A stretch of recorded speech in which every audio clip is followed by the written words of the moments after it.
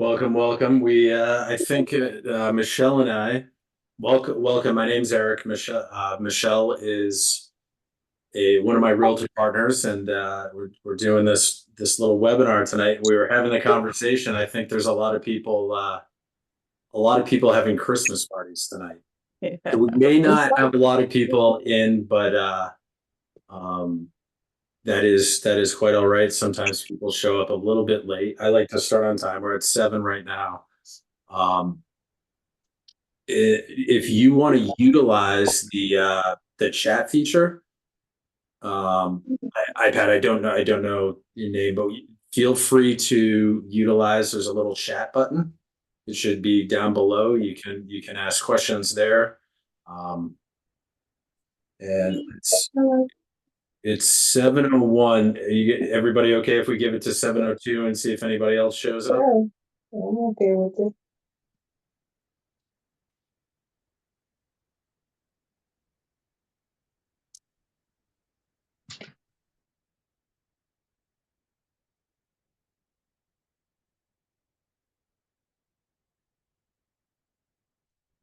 Michelle, you want to get it just start? We'll get it started. Yeah, people can jump in and you're recording it, I'm recording it, so. so So again, guys, my name is Eric Rosberg.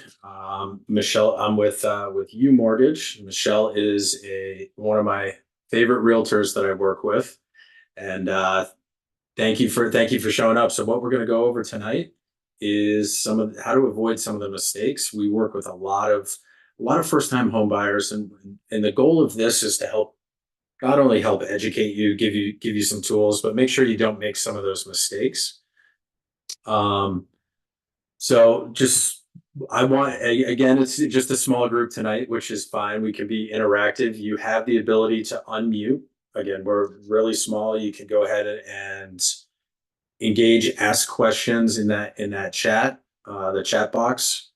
And I guess we can go with questions as we go, I think tonight, Michelle. yeah, I think so. So, and again, camera on, camera off. We're not going to pressure anybody to go on screen. Michelle and I have learned to live in the Zoom world. Yes. It's actually how we met in the Zoom world. All right, we got Joel just joined us. Hey, Joel. How's it going? Good, good. Thank you for coming in. My name is Eric, and we have Michelle here. And we just kind of got started. What I was just saying is, feel free. You can leave the camera on, camera off. We want to make this as interactive as possible. You can leave it on. I'm not telling you to turn it off. And feel free to I'm ask. good. I'll make it in bed. Okay, okay. So guys, feel free to ask questions. Go ahead, and we have some more people popping in. Awesome, awesome. So go ahead and utilize the chat. Speaking of the chat, I know you all probably just saw an advertisement. You're like, we don't know what we're getting into. It has to do with buying a house. Marie and I actually got on a call last night. She got on a call with me ahead of time. And so within the chat, if you don't mind, feel free to put in when you think about buying your house, whether it's this is a first time home buyer, but it doesn't have to be. How do you guys feel right now? You just hopped on a Zoom call. We're going to talk about buying a house. Are you stressed, intimidated, anxious? Any of those feelings pop up? And you can unmute yourself and just go ahead and talk too. A little bit of anxiety. A little bit of anxiety. Yeah, Marie, we talked a little bit about that. So our goal tonight, really, really easy. We want to empower you. We want to help give you the tools, give you some understanding, to give you some ease at the whole home buying process. We're not going to grill you. I'm not going to ask you for your blood type or your social security number. This is just conversation. So just breathe, and let's move on. So tonight, again, Eric Rosberg. I am a mortgage broker, advisor, loan originator. You can all sorts of. I help you with the financing. Michelle, go ahead and introduce yourself.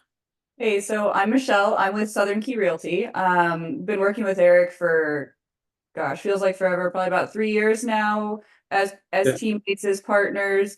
I live in Fort Pierce. That's where I am, but I service the entire Treasure Coast, all the way down to actually down to West Palm, and then all the way as far north as Palm Bay. Awesome. Awesome. And I'm located in Jupiter, Florida. And technically I service all of Florida. I'm licensed in the whole state. So I'm a little freer. I don't have to drive as much as Michelle. But this is, and if you guys want, drop in the chat where you are. I know Marie is just probably 5 or 10 minutes away from me. But feel free to drop that in. A little bit about both of us. This is my big why. This is my awesome family. You see the three boys in white. Little Logan here doesn't look happy because we wouldn't let him go in the water. This is my beautiful wife, Bridget, and my three stepsons, Max, James, and Logan. This is one of our pastors, Pastor Junior. He married us right here in June. Marie, remember I told you I got married at the dog beach, and Yeah, I remember. so this But is we can't see what you're showing though. you can't see what Michelle. You're showing something, right? Like you're showing the because you're saying this is my pastor, this is, but we don't see it. We can't see. Michelle, can you see the screen? I can see it, but I'm on my computer, so I wonder if it's a formatting thing. I don't know, but I can see it. Okay. Anybody else? Um, Ian, anybody else? Hey, Ian. Hey, Ian. Ian, are you able to see? Are you able to see the picture of me and my family here? no,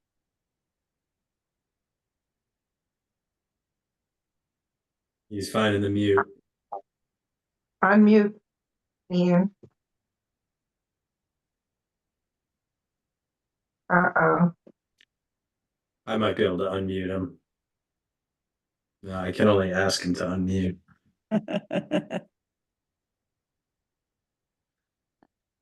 Oh, well, there you go. The button that helps. Yeah. But There yes, we I go. can see everything. You can see the screen. So I can.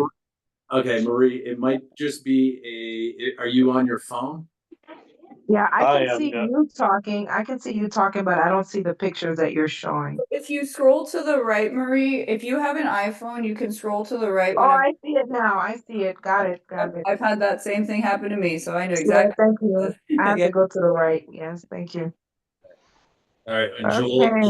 Joel's over in Kissimmee, and he's on an Android. He can see it. Awesome, awesome, Nice. I love it. nice. So this is my family. We still have two of the three dogs. My Jack Russell's no longer with us, but this is my big why.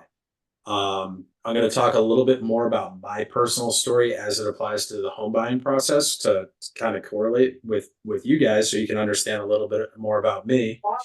Now we have Michelle. I want to just say about Michelle. I'm pretty picky with who I partner with, and I will tell you, Michelle is massively active outside of real estate, very active in animal rescue. Anytime there's a charity event, she's involved. But to introduce us to these beauties, Michelle. Yeah, so here's my family. So the dog, that's Echo. I've had her for about 7 years now. Rescued her from the Big Dog Ranch down in West Palm, actually, like Loxahatchee, I believe. And then the two cats are Cat Williams and Sunny D. Cat Williams. Yes. Yeah, cat for short, of course. And I actually rescued both of those off the side of the street in Fort Pierce. Yeah, so I do a lot of work with the Fort Pierce Animal Control Center. Volunteer there often, as well as I'm involved in other community things. I volunteer with the 19th Circuit Court, Guardian Ad Litem, representing kids that are in taken away from their families and just being an advocate for them. So I really do care about the community. And so my big why is just I'm very passionate about the Treasure Coast and, you know, this area as well, and just see all of the potential that's here. Awesome. Awesome. I love these pictures. I love Awesome. when you sent these Love over. So not only are we animal lovers, we're very both involved with our community. These are we love our home buyers, and I think I can speak for both of us. I have never helped somebody buy a house and felt bad after. Getting the keys is one of the biggest life-changing events that you can go through. There's some ups and downs, stresses and stuff. But these are all first-time home buyers. Michelle will recognize Colleen. Mhm. Colleen, these guys are some first-time home buyers. Michelle and I helped this couple out. Great couple. Michelle, I just mailed out their hit the mail on Monday, their Christmas card, holiday card. Nice. So just a little bit. We have to. We've both been in the business a little bit. I like to share some testimonials. Here's a couple testimonials. Joy is a realtor. I actually helped her brother with a VA loan. But this story is one that really hit. And this Jill, I worked with Diana, who's one of Michelle's partners. Diana and I helped Jill out. Diana had, this is actually how I met Diana. Jill had gone through 2 lenders. She was under contract. They really weren't looking at it correctly. So she almost lost the house. Fast forward, I was able to we closed, everything was good, but it was one of those things, and that's how I met Diana actually. Um, so Michelle, here's a couple from Michelle, and this is the Simons. Go ahead and Michelle, and talk a little bit about these. Yeah, so I'll talk about Robertson first. This is a great story. They were renting, they were tired of renting, they were looking for an opportunity to start building equity. They were tired of paying rent and not really seeing it go anywhere, and then their rents were just kept going up. And they did it the right way. They reached out. I worked with them for actually about 8 months. And they were kind of ready, but they would look and it just didn't feel right. And then they were, working on saving up some more money, doing a little bit, paying off some things and everything like that. So they did it the right way where they weren't in a rush and they planned everything. And then we were able to find them their home, and they love it. They actually ended up going from Jupiter. They moved up to Port St. Lucie, and they love the area, and we stay in contact, and they're so happy, and just, to have that safe place that they live in is just so awesome to be able to do. And then Eric, different Eric, Different. to differentiate, but Eric was awesome too. He actually he found us online. He found Eric Rosberg and I online, just looking for realtors. And, he's a guy that did his research, and he was able to basically, he bought his home almost remotely, was only able to view homes once because they actually lived in Utah at the time, and just, they had the need and they needed to find a place, and they had no idea even areas or what made sense. And they're not from Florida. They didn't even know what hurricane shutters were. So educating them on things other than just the home purchase itself. And so that was a really great success story too. And all of these people stay in touch because it's not just buying the house and then setting you free. It's, we truly believe in supporting you throughout the process and even afterwards, any questions and things like that. Love it. Oh, let me go back. Yeah, the Eric and Michelle, Eric and his wife, oh my goodness, so many people I talked to. They were so much fun to work with. And I took a little snippet of a conversation we had when as soon as Eric introduced me to his wife as the loan dude, I was like, we're gonna have a blast. So we had a lot of fun, and that was good. So what are the steps to home ownership? Why are we here? I'm gonna go pretty quick through this. First thing, attend a class like this, right? Get the basics. At the end of the class, Michelle and I are not going to say, all right, who's ready to buy it today? That's not the goal of this. I'm gonna go through all of this, get pre-approved. Once you get pre-approved, and we'll talk about this, Michelle, as long as she's in your area, which I think she is for everybody here, I could be wrong. She's gonna help you search. She'll go through all of that. But this is a basic guideline. It looks really simple. But it's a journey. I don't like to say process. It's definitely a journey. As long as you're set up properly and you're working with the right team, which we'll talk about, the journey can be a lot of fun. There's a little bit of a roller coaster because it's fun, it's exciting. It's life changing. I am going to in the chat right now. The only, I mean, it's not even an ask. I'm going to say, hey, if anybody wants to have a in-depth personal financial conversation, Marie hopped on the phone with me last night. We had a conversation.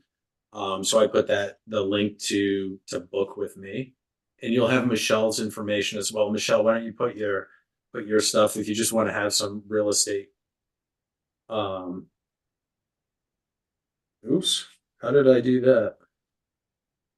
I went way past. I skipped way ahead. I think it's because my dog came down here. We got a lot of slides, Will. All right. Now I got both dogs here.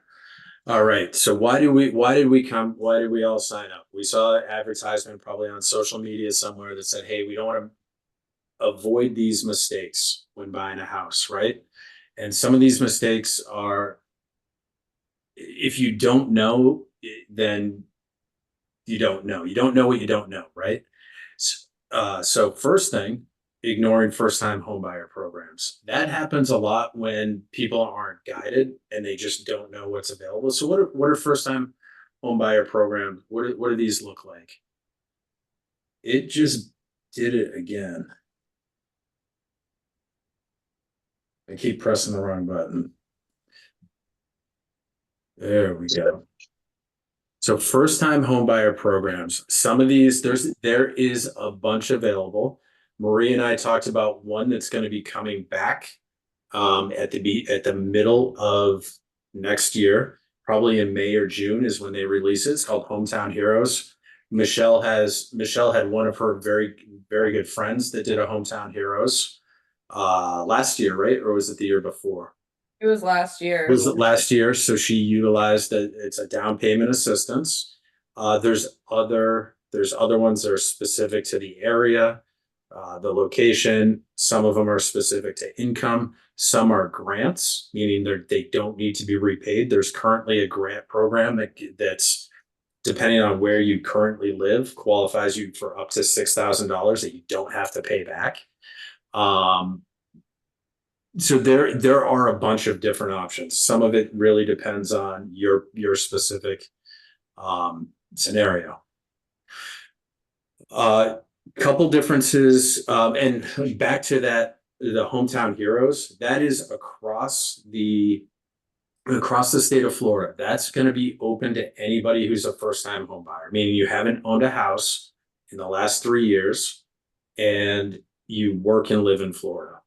It's up to 35,000. So that is, I have 6 or 7 people currently I'm working with to get them fully prepared to do that this summer.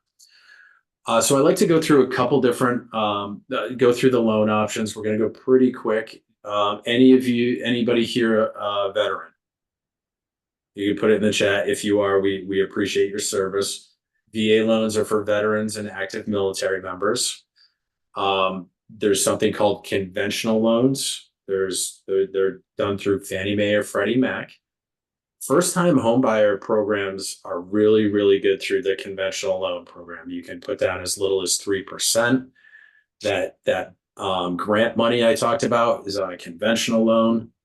I just want to give you guys the basics. FHA loans, a lot of people confuse with a first-time home buyer loan. And a lot of first-time home buyers do utilize FHA loans because you can go a little bit lower in credit score. You can carry a little bit more debt. It's a little bit more forgiving. They're really easy to refinance. And VA, I have some really, really good down payment assistance programs that are specific to VA. There's income requirements, meaning if you make too much money, sometimes the I'm sorry, the FHA down payment assistance don't work. But there are some really, really good down payment assistance. And some other ones, I saw Joel is in Kissimmee, and I also see that Joel popped off. Maybe he will pop back on. But so out where Joel is, there's areas that are deemed rural where we can do a loan called a USDA loan, where you can finance 100% of the property. Some other cool things, because we talk to a lot of people who say, "Hey, Eric, I'm self-employed, or I get my income from different sources." Outside of these other loans that I just mentioned, there's ways we can qualify your income. The most common one is through bank statements if you're self-employed. So never think, "Hey, I work for myself. I don't claim a lot on my taxes. I'm not going to be able to get a property." That's not necessarily the case. So just wanted to mention that real quick. Can I ask a question, please? Yes. If it is open. Yeah, go for it. There's a couple years back, I remember about the USDA when I was working over in out west, Fort Myers. Mhm. They did a lot of USDA loans. But here in Florida, with Loxahatchee, would it be considered that? There may be parts. So literally, I have a USDA map, and I'm going to take a note. I will look at it's literally the area, and it kind of changes as towns get developed. It may Yeah. come out of the USDA, but I'm going to put a note here. I will look into that. Okay. But there's definitely some pockets. I'm gonna have to check Loxahatchee. Okay. So next mistake people make is not understanding their credit scores, and we'll go pretty quick through this. What is your credit score? It's just it's a risk assessment. How likely are you to pay back your debts? Now, there's a bunch of different scores, and a lot of times people ask me, they say, "Hey, Eric, I have Credit Karma. I have one of these monitoring tools, which is great to use. That is based on something called a Vantage score. A mortgage score is based on a FICO. So there's a little bit of difference, but don't be surprised when it could be a little bit higher or a little bit lower. For instance, my wife and I told you I was going to spin in some of my story. We purchased this in March, and I was using a credit monitoring system, and my FICO score was actually higher than what I was looking at on that like Credit Karma type app. Some of the misconceptions is one of the biggest ones is paying. Like I hear people say, "I'm going to pay my credit card off to zero." Sometimes that's not the best. Closing out what's called lines of credit. So if you have a credit card and you say, "Hey, I'm just going to close it," sometimes that can lower it. Checking your credit hurts your score. That's not necessarily true. You're entitled to a free credit report every year. And this is the big one. It takes years to build or rebuild credit. That is definitely, for some, it's longer than others, but it does not take years. Some good things that you can do while you're looking, set up auto pay. Be careful. Like I said, it may hurt you if you close. Like if you have a credit card, it can lower your score if you close out.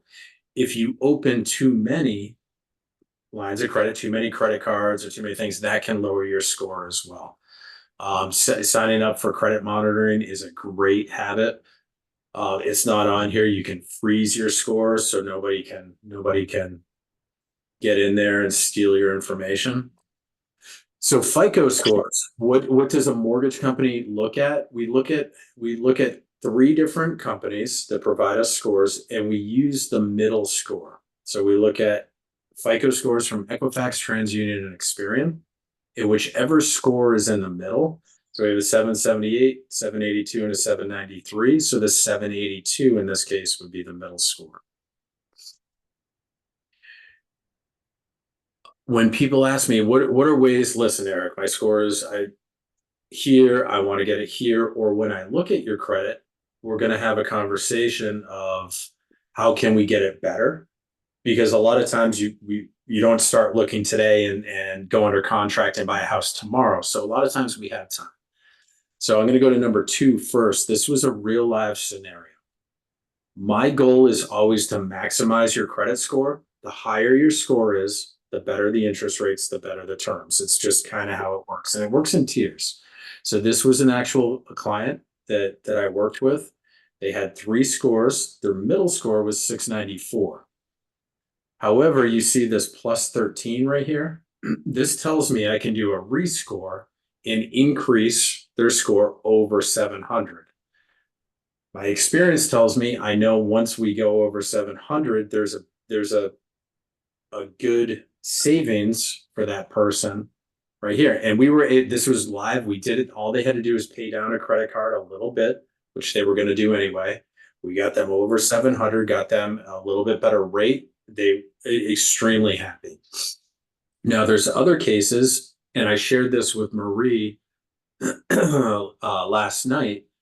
I had some bumps in my past. I got divorced. I had a credit card that I didn't want to pay, and I made some bad decisions. So I had a charge off of my credit from a long time ago. I actually hired a credit company to have that removed, increase my score substantially, and it took like 2 or 3 months. I use 2 different credit companies. One mainly is called My Credit Guy. It's just the name of it. They're phenomenal. So that's more so if you have repossessions, charge-offs, collections, things like that. We see a lot of medical collections, which can impact your score. Another thing when you're interviewing lenders, hopefully when you get to the point you're going to work with me, always ask, are you going to do a hard credit pull or a soft credit pull? Credit check. A soft credit pull is what I do. This initially for a pre-approval. This doesn't impact your score. It doesn't even show. It doesn't even look like it's a credit inquiry. And you're able to do a full credit report. Now, when you do a hard credit check, it will impact your score anywhere from 2 to 5 points. It's not major. But if you do let's say you go to 5 different lenders and all of those bring you down 3 to 5 points or 2 to 5 points, it could drop your score enough to impact your rate. I will be putting this link as well. This is something you're going to want to do sooner than later. Opt-out pre-screen is a way. So once you do get to a point, and this is good too if you're shopping for a car, you're getting a credit card. It's like a do not call list for the credit companies. What they do, they legally, for now, until legislation is passed, they will sell your information to third parties. So when you do a hard credit check, they will sell your information and your phone will start ringing and you'll get 50 to 100 phone calls in a day. So I put the link in the chat. You can just opt out for 5 years. It's a do not call list. It saves you a headache. It's just a good thing. Not getting pre-approved. Mistake number 3. And a pre-qualification doesn't count. What is the difference between a pre-approval and a pre-qualification? We're going to get right into that. But Michelle and I have talked to a ton of people where they say, Michelle, I just come show me houses. Come show me houses. And it can work 2 ways. Maybe they qualify for more and they think they can't. So they're talking themselves out of the right house for them, or they're looking at a house that they may not qualify for. They may say, I want this $800,000 house, but the reality is they're $500,000 house. So now the difference between a pre-approval, let's talk about a pre-approval. Pre-approval, look at basically three things. How's your credit? We talked about credit, income. Where's it? How do you get paid? Is it consistent? Are you W-2? Do you work for an employer? Are you an employee? Are you 1099? Are you self-employed? We look at the income. And then assets we're going to talk about. That's the money down. It's something that can come in the form of a down payment assistance, grant. We'll talk about that. A lot of people get scared of the pre-approval because they think they have to like it's going to be a ton of paperwork. It is a little bit in general if you are on a payroll, right? And you get a paycheck. We look at the last 2 years of your W-2s, and you can have it can be different companies. We look at your current income. We want to make sure the 2-year history of employment. Look at bank statements, your driver's license, and the last 30 days of pay stubs. If you are self-employed, we look at your tax returns as well. And then I had talked about some other programs, bank statement loans. We look at more bank statements. Do I have? So the difference between a pre-approval and a pre-qualification, a pre-approval is someone like myself reviews all of those documents that I just talked about. And we run you through an automated system that's called an automated underwriting system. And when I issue, and Michelle can attest to this, when you have a true pre-approval, it's as good as closing. It's as good as saying, hey, I have cash. A pre-qualification is you call a bank and they ask you questions. How much do you make? How's your credit? And they say, yeah, you're qualified without verification. So now let's pretend Michelle is representing a seller and she has two people that come in and do offers, and one has a pre-approval letter and one letter says pre-qualified. Michelle's not even going to really take into that. Seller's really not going to take into account that qualification because it really doesn't show a valid ability to purchase that house. So the pre-approval, the other part is it determines what you qualify for. We estimate, so we'll be able to go through your monthly payments, figure out which loan product, meaning what down payment assistance, what program is best for you. There's a million programs. And it also, number two, as I had talked about, increases your negotiating power with a seller. Not only do we want to get you the best, I want to get you the best possible terms on your mortgage. Michelle and I are going to negotiate with the seller to get you the best price on the house you're buying. So it's kind of twofold. It helps you negotiate a little bit better there. It's never too soon to get pre-approved. Again, I do a soft credit pull, doesn't hurt you. My team and I will get you done. Once we receive the documents, we're quick. I say 24 hours. It's usually within hours that you have the pre-approval. And I strongly believe in it. I call it a 2P philosophy. You're either pre-approved or we're going to plan to get you pre-approved. I'm never going to say no. Hey, we may need to work on credit. We may need to do this. We may need to save a little bit of money. You may need to wait 3 months to hit the 2. There's a bunch of different things that we can plan for. But we never say no. And it literally costs you no money. Costs you no money to get on the phone with me. Costs you no money for me to pre-approve you or put together a plan.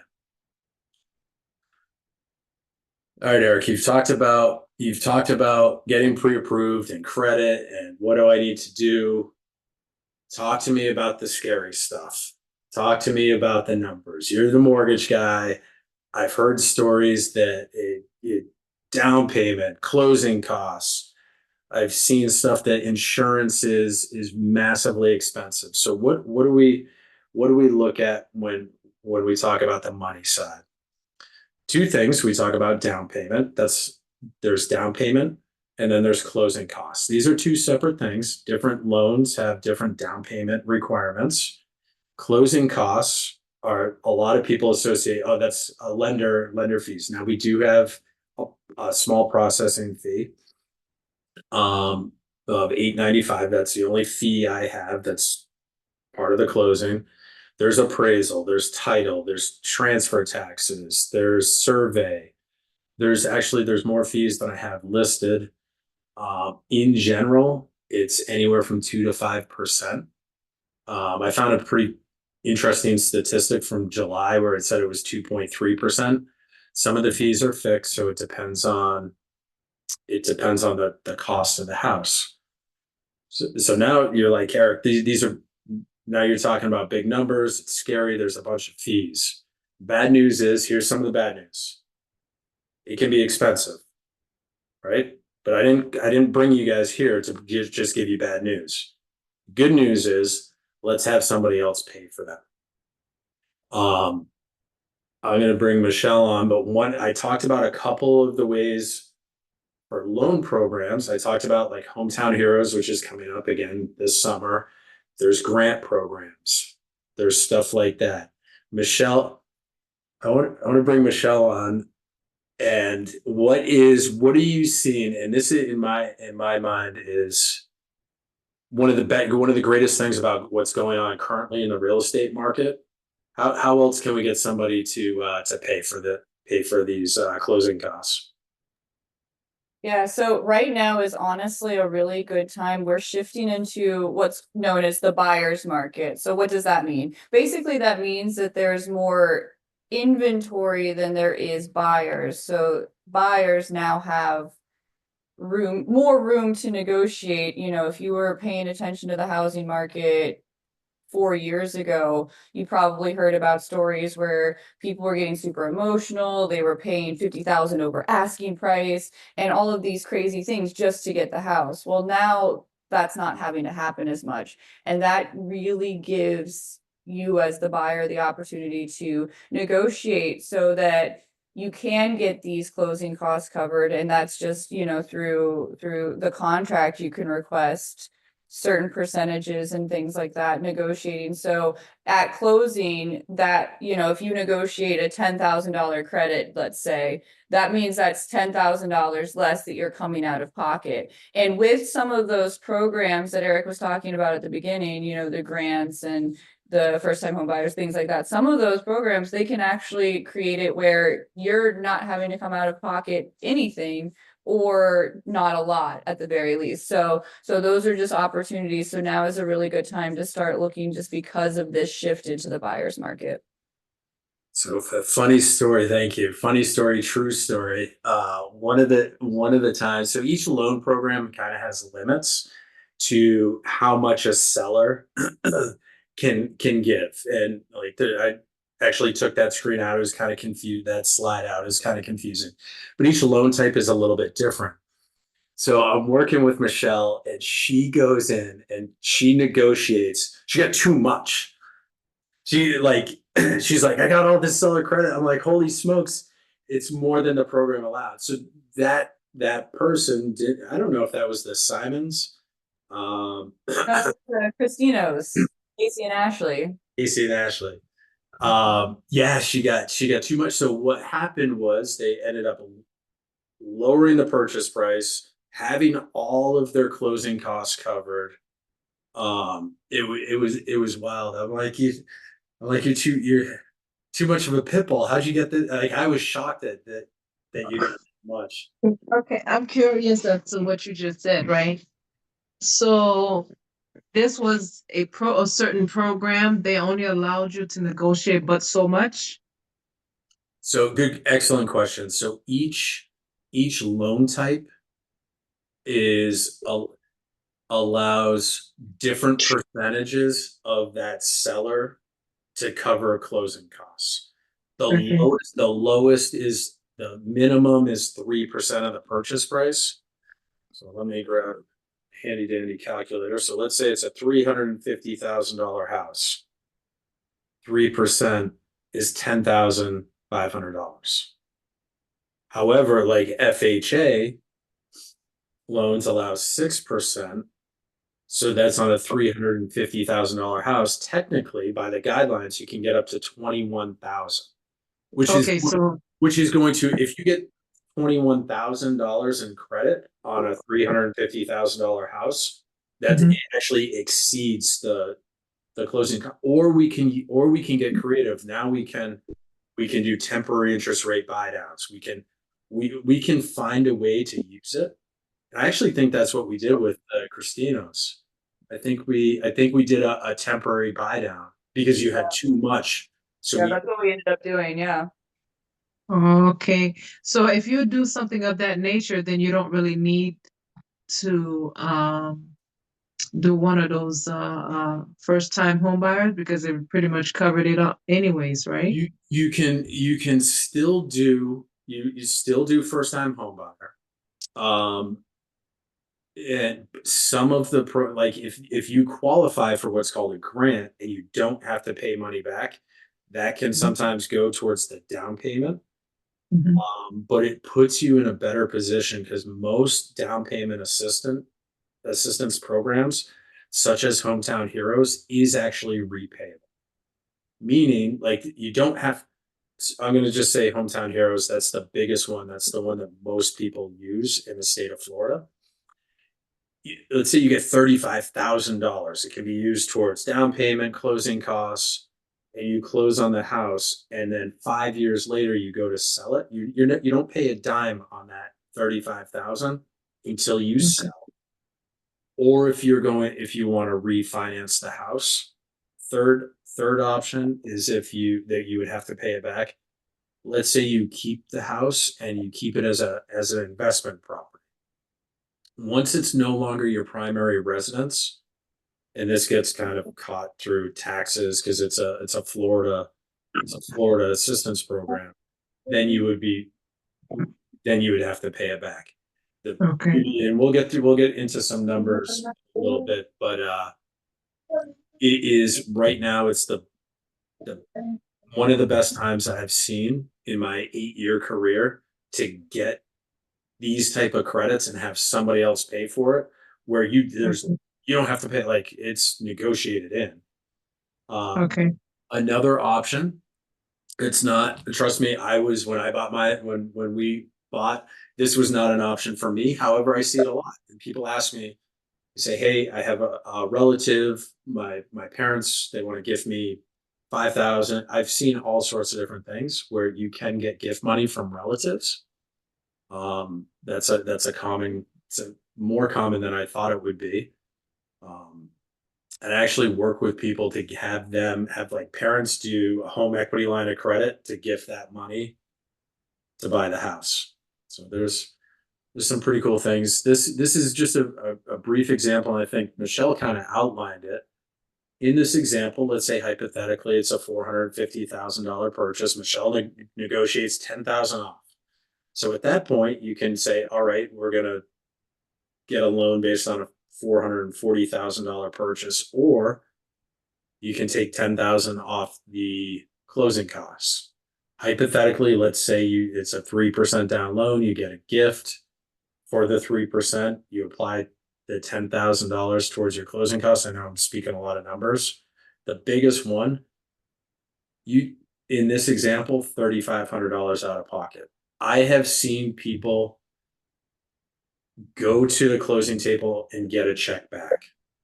I've seen it where they get it because initially in when you buy a house, you're putting down a deposit. I've seen it where people have gotten their deposits back. That's Wow. it's so cool. Amazing. Some things a lot of people ask, what can I use? Cash, like cash.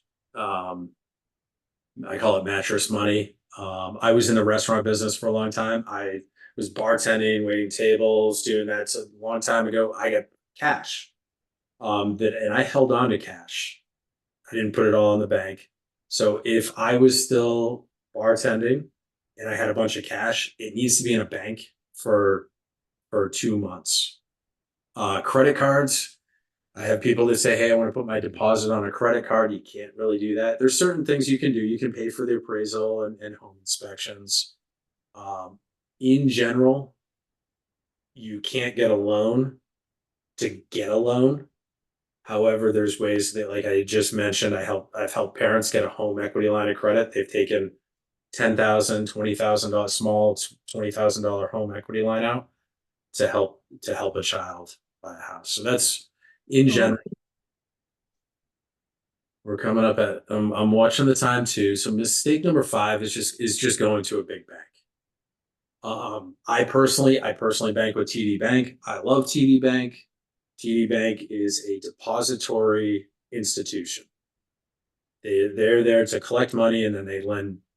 They use the money I deposit to do other things. They're not technically. Do they do mortgages? Yes. But do they do it all the time? Is it the basis of their business? Absolutely not. If I was to go to TD Bank and go online and apply, I'm just a number to them. In general, these, like some of the bigger banks, they have things called overlays. They make it a little bit more difficult to get the loan. Their fees are typically higher. Wow. And I got a great slide for that. The biggest thing is they're not going. Michelle, I know knows this when she works with people who are using, and I'm not knocking these institutions. I'm just saying the reality of it. When she has somebody buying a house and they're going through, let's say it's TD Bank. Let's say it's me, I'm using TD Bank, and she's presenting that to sellers. The sellers are going to be advised saying, yeah, that it's going to take a long time to close. We've had issues with them. That person at TD Bank isn't going to call the seller's agent and negotiate on your behalf. Okay. I got to get some updated data. So I'm what's called a mortgage broker. As a mortgage broker, I have like 37 or 38. I'm gonna have to double check different investors that I shop.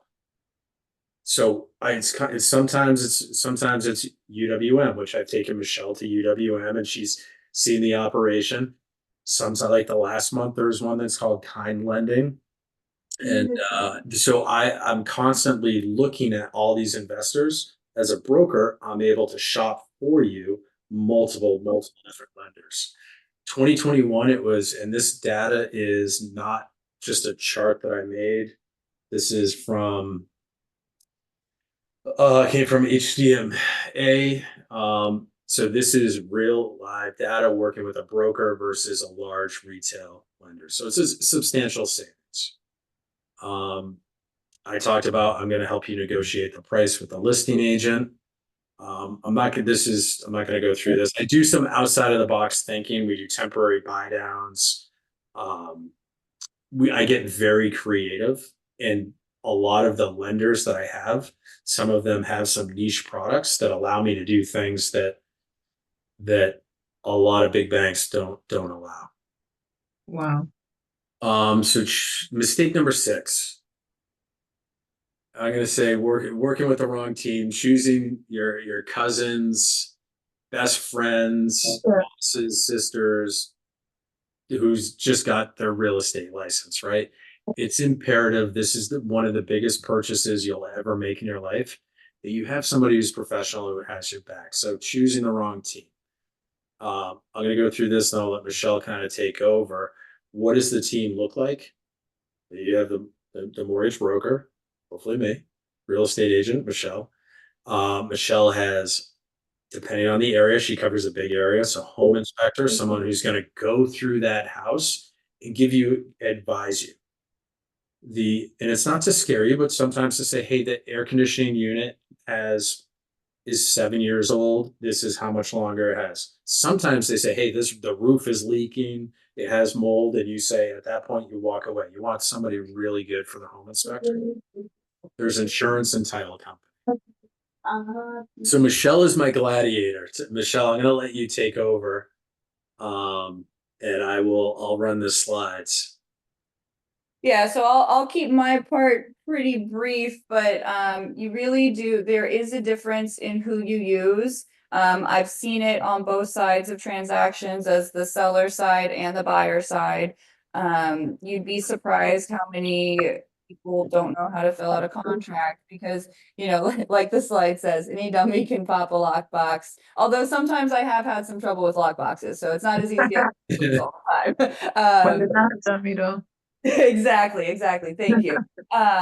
You know, it's not just to show you the houses because there is a difference, you know, certain areas, and that's part of what a realtor should do, and something that you should understand whenever you're hiring a realtor is that it's not just, you know, an HGTV opening the door, look at how great this is. You know, in Florida especially, there's a lot of differences, you know, like structurally, is it a frame house? Is it a CBS block house? What does that mean for insurance? That's where, you know, I have my insurance people. That's where we get the inspector out there that's on your side, you know, not on the seller side if you're trying to buy.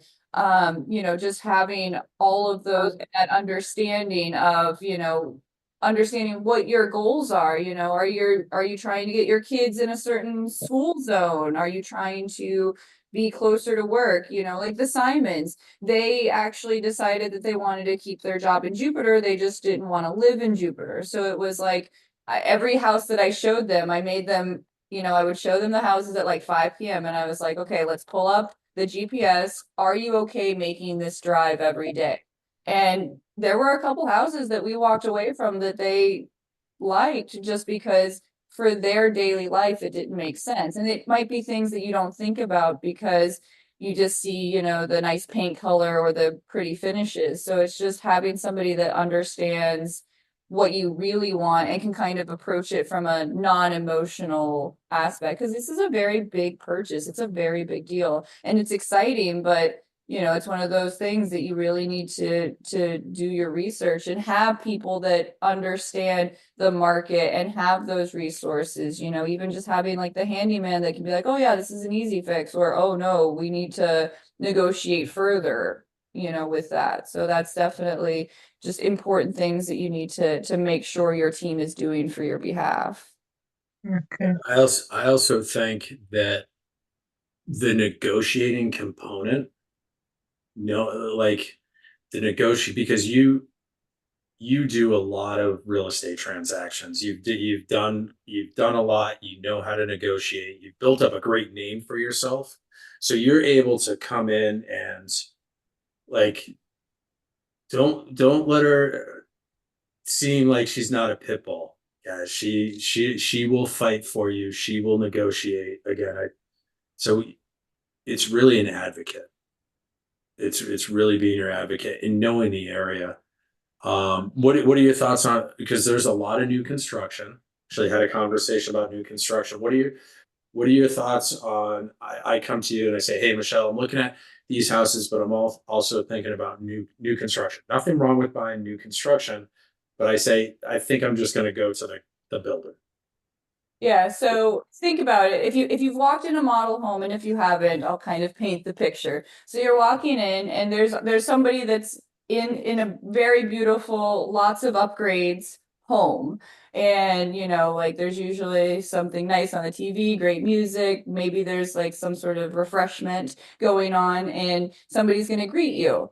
And that person is a salesperson for the builder. So whenever you think about it, who are they truly representing? The builder. You know, they are selling you that product, and most 9 times out of 10, the house is beautiful that they build, but at the end of the day, they're representing the builder in that transaction. So they might try to, I've seen it happen, so I've seen it happen where they might steer you away from getting an inspection. And if I could show you some of the inspection reports from brand new, never lived in construction, some of the things that are found are very scary. So Wow. that, and then sometimes they offer great, you know, bells and whistles in terms of closing cost assistance, and it can be bait for a higher interest rate because they might say that you have to work with that lender, but working with Eric is actually going to get you a better deal, and then we can negotiate the closing cost assistance a different way. So Mm. you just understanding that while the transaction can still happen, they are on the builder side of things. So again, I've also seen it happen where you're buying a house and you don't realize what the base model looks like until you're signing the paperwork to get the keys, and you're like, oh, I didn't realize that it was going to be Formica countertops. I thought it was going to be that nice granite that I saw in the model. So just understanding every little bit of that and understanding what's included, what's not, and just having again that advocate that's on your side. Yeah, and you had said a word. There's a word in real estate that is can be very bad, and that's called steering. So Michelle's never going to steer you away from like it. There's laws against it. When you go to a builder, this is just fact. I've worked with builders. I love builders. I love new construction. I think it's great. However, I also understand how it works. They're a business. So they're incentivizing their sales reps. As soon as they complete a home, their goal is to get they have that what's called on their books. So now they're trying to get that off their books because they've lent money to pay for everybody to build a house. They're trying to get that off their books as soon as possible. So what they do is they come up with basically, I call it a hit list. And they give that hit list to their salespeople and say, hey, we're going to pay you an extra five, whatever the number is. These are the ones that we need you to push. So that's where they're going to steer you to something that may not be best for you. And they'll talk you into that somehow. So that's, again, not knocking builders, but I do want, it's vital. I would never go to court and have a prosecutor represent me, right? Because it just doesn't work that way. That's true. So some other things, I'll just go through this real quick. I know Michelle, like she's so involved in the community. She wants her kids to go to a better school or to the school that you want. Building equity. At the end of the day, our goal, listen, we're in a business where both Michelle and I work off referrals. Now we do some education, like what we're doing right now. But at the end of the day, we want to help as many people as possible to make you what's called raving fans. How do we do that? We pour blood, sweat, and tears into serving. What do we got? I think we touched on pretty much all of this. Anything on here you want to? When No. someone says it's impossible, we don't believe them.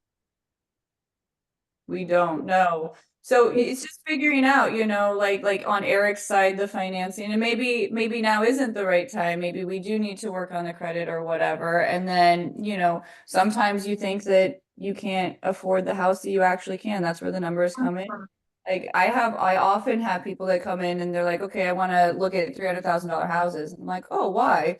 And they're like, oh, well, that's what I can afford it. But they've based it on nothing. They just in their head they think 300,000. They don't know what's entailed in the monthly payment or what 300,000 actually gets them. So, what you think is impossible might not actually be that impossible. So I have a question with the way that the market is now. Everything is so expensive. Don't you have to be making a certain amount of money to get like a 300,000?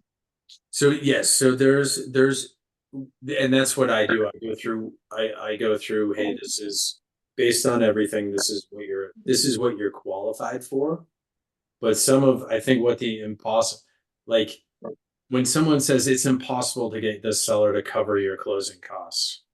Oh, in that sense. Yeah. So, I mean, for instance, it's not possible for me to go right now and buy the $46 million house that's on the intercoastal. That's like, that's not possible. So we got to be like, we do look at things, but there's within reality. Okay. We definitely, we're gonna fight. Like when someone says it's impossible for Michelle to find a multifamily, I guarantee you she can find. Okay, okay. Oh, and then what is a multifamily? Because I've always known about the single home, but multifamily? Multifamily is like either a duplex. There's more than one unit. meaning Oh. you can rent out. And listen, I know people that rent out rooms. Mr.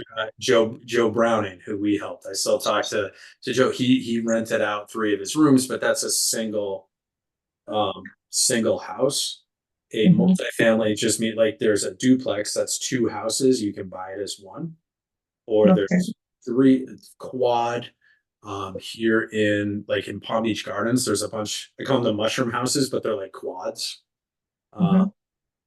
So So there's that how does that look like? You can rent that out, you're saying? uh, yes, certain ones, yes, you can rent. You can buy it and then rent. That's what I call a housing hack. So for a lot of times for your first house, you can buy a multifamily, multiple units. That's what I think I would want that because I would want to I'm thinking business. Right. So we will look at that, and that's a great way to get in, and it's a great way to utilize. Remember what I said, or Gilbert Gottfried's quote earlier. It's just always better when someone else is paying. Food tastes better when That's someone right. else is paying. So that's definitely an option. Keep in mind as you go to, and there's still down payment assist. There's still stuff you can use. Sometimes the cost when you're buying like a 4 unit property, because it sometimes it costs more, but that's my job. I'm not saying it's impossible.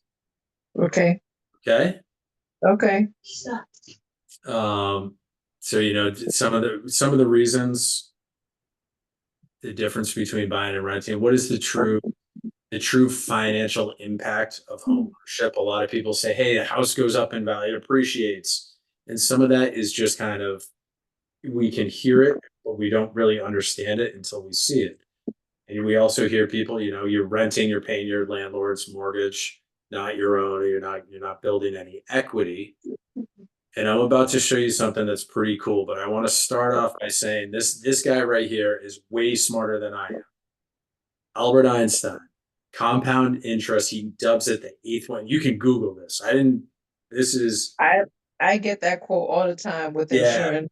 yeah. It's the 8th wonder of the world. He who understands it earns it. He who doesn't pays it. And what does that look like? So I did a real life example, and I used a 500,000, and I put in some numbers. This is kind of just a mythical scenario, but I wanted to do it to show the big difference. I call it the delta, the delta. So if somebody's paying $3,750 a month in rent, and I had to do this with my wife. We bought our mortgage payment is higher, and we bought the house that we were renting, and our mortgage payment is higher than what our rent was. And I literally had to I showed her a breakdown just like this, where it said yes for right now. And I asked her one of the questions I asked her was, didn't our rent go up last year? She goes, yeah. I go, do you think it's fair to say it's probably going to go up again next year and the year after? She said, yes. Then I asked her, are we gaining any equity? And she goes, show me that. She's like, I don't think so. So in this example, even though the payment is a lot more, and I'm just using this for, again, as an example, when we look at owning a property over, let's say even over 6 years, it's appreciated. There's a appreciation gain based on, I'm being very conservative with these numbers. I'm still taking into account the monthly amount that you're paying in rent, taking into account closing costs. At 5 years, let's say at 5 years in this example, you're over $100,000 more in equity. I don't have the slide right now, but there's, again, this is something you can Google. You can go Chat GPT or Google and say, how much more what is the net worth difference between a homeowner and a renter over 10 years? And the net worth is shown as 40 times higher when you own property over 10 years. Michelle, when is the best time to buy? Now. So I always say the best time to buy is about 5 years ago.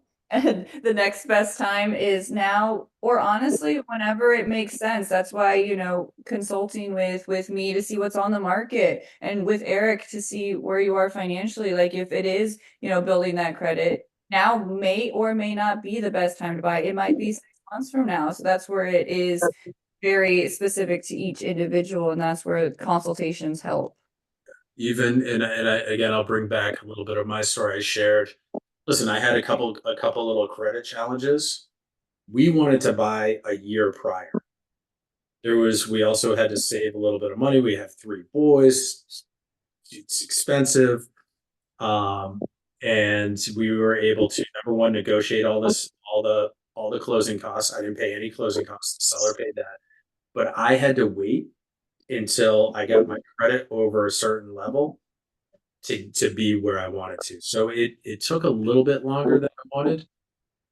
However, it wasn't the right time for me, which I think is exactly what Michelle was talking about. Again, at the end of this, which we're coming to the end, we're actually over time.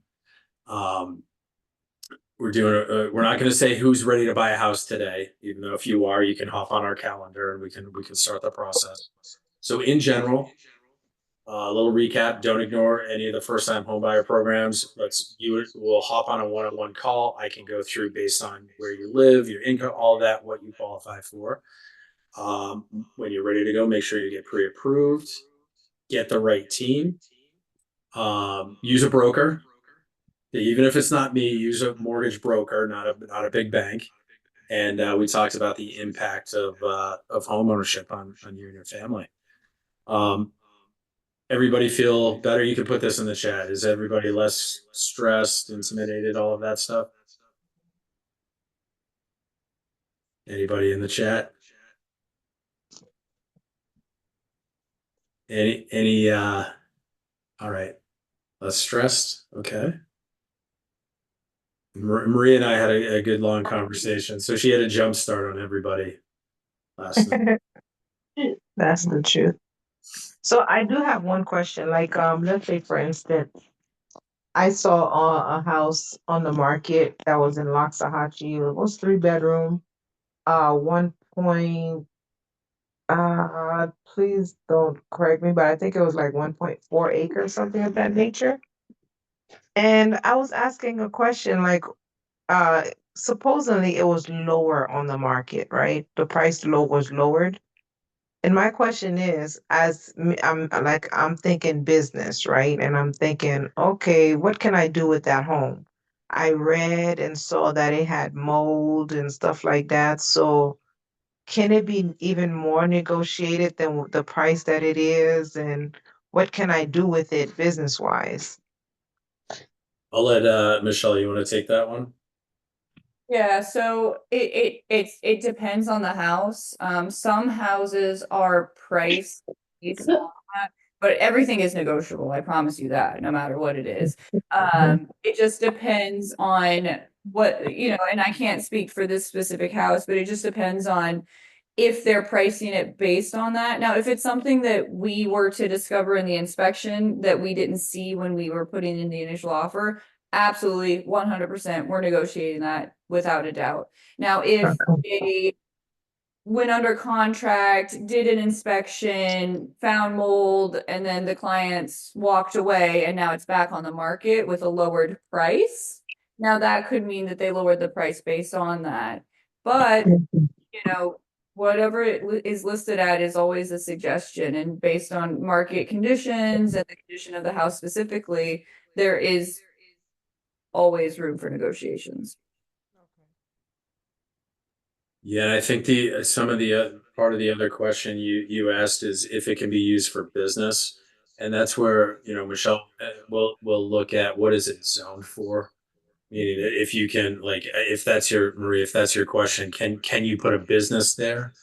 Some of that depends on the what's called zoning. Does that make sense?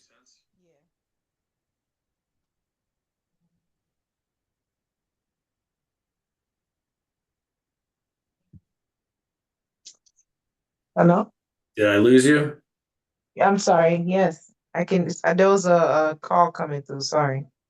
Gotcha. I think my Wi-Fi cut out. So last slide.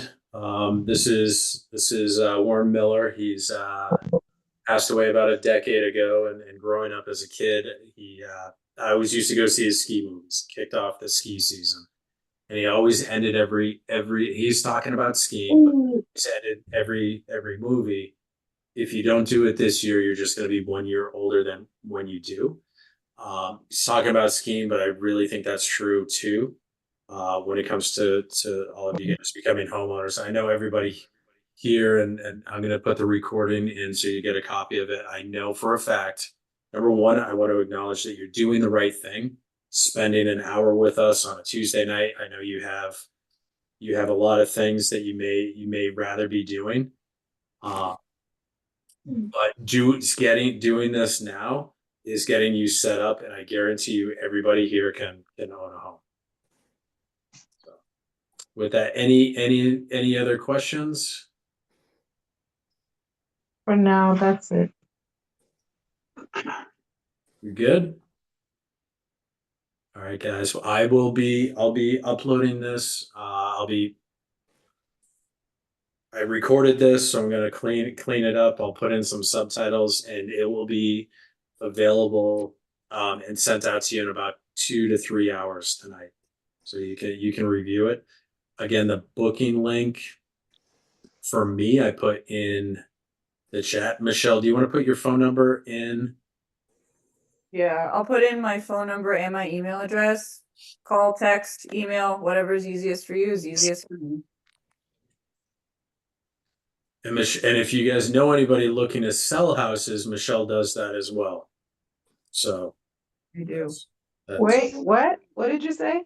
So if you have any friends or family looking to sell houses, not only I work just with people buying homes, Okay. but Michelle also works if you know anyone Who wants to sell? who's thinking Okay. about selling, she can meet with them, and she does her thing, and talks about market, what they can sell it for, how long might take, ways to sell it quicker if need be, all sorts of different strategies. If she, she'll look at it and say, hey, if you put paint, I'm not a realtor, but she'll say, hey, if paint this room, and it will lighten it up, and we'll get more buyers. She's amazing at that too. Okay. So, all right, guys, I am going to stop this screen share. And any other questions, feel free to reach out to us. Michelle, thank you for hopping on tonight. I appreciate you. Thank you. Thank you. Thank you. Bye. All right, Bye. guys.